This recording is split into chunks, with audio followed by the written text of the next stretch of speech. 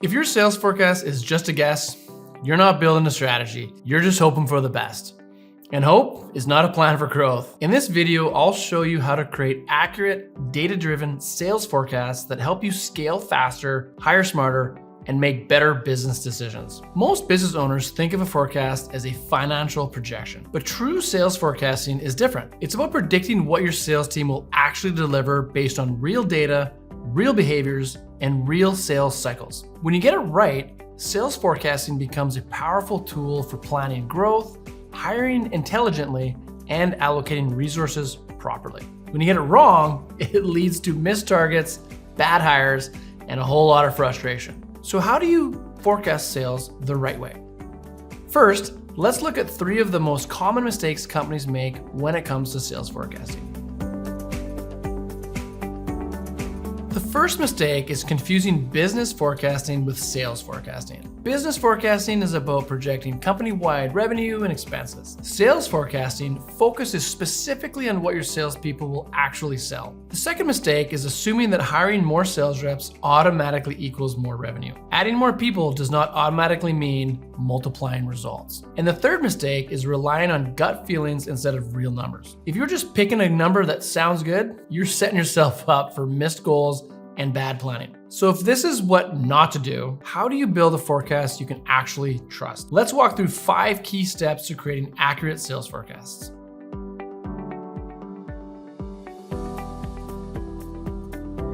If your CRM is messy or incomplete, your forecast is just a guess. I've seen companies try to build forecasts off of scattered spreadsheets and half-filled pipelines, and it always leads to missed targets and poor decisions. Before you can even think about forecasting, you need clean and reliable data. Here's what to focus on. First, make sure every deal is being tracked properly in your CRM with clear, consistent pipeline stages. Second, confirm that metrics like average deal size, close rate, and sales cycle length are accurate and up to date.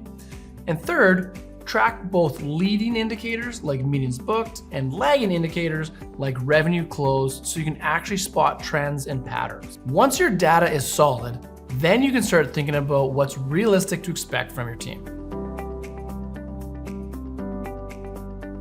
To know where you're going, you've got to look at where you've been. Start by reviewing past performance to understand what your team is actually capable of. Here are 3 areas to focus on. First, look at how each salesperson has performed over time. Are there consistent patterns you can spot and project forward?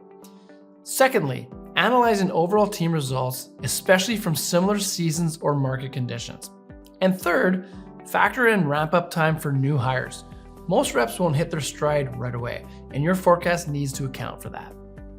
When you understand your history, you can build smarter, more achievable targets. Too many companies set targets based on hope, not reality. If you want your forecast to mean something, it needs to be grounded in the numbers. Here's how to keep it realistic. First, build your targets using actual performance metrics like win rate, average deal size, and sales cycle length. Second, adjust for seasonality or known market shifts. And third, customize expectations based on each salesperson's experience and ramp-up stage. Targets that are backed by data give your team clarity and help avoid disappointment down the line. Most companies pick a big revenue number and push it down the sales team without doing the math, but that approach almost always falls short. I worked with a client who wanted to scale their sales team from 1 to 4 reps, expecting to quadruple revenue. But when we modeled the numbers using real data, things like ramp-up time, close rates, and deal size, it turned out they would have needed 8 or 9 reps to hit that goal. That's when it became clear. You can't scale with assumptions. You need bottom-up forecast. Here's how to build one. First, start with individual sales focused based on each rep's past performance and stage of development. Second, factor in ramp-up times for new hires. Don't expect full productivity right out of the gate. And third, roll those individual forecasts up into a full team projection. Bottom-up forecasting gives you a much more accurate, realistic view of what your team can actually deliver.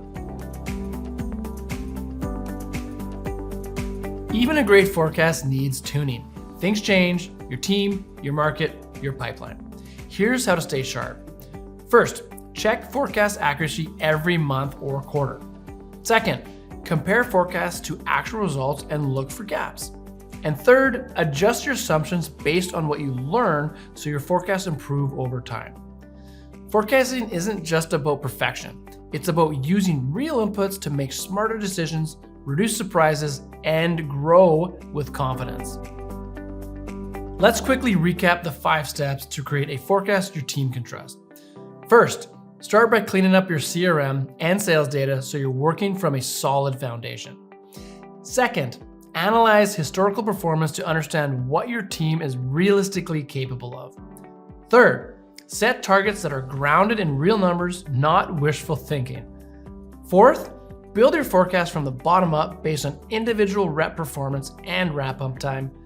And finally, review your forecast regularly so it stays accurate as things change. When your forecast is built on data and refined over time, you can scale with confidence instead of guesswork. Remember, growth is not an accident. It's the results of planning, managing, and forecasting the right way. And if you want to learn more about building a successful sales infrastructure, check out this next video.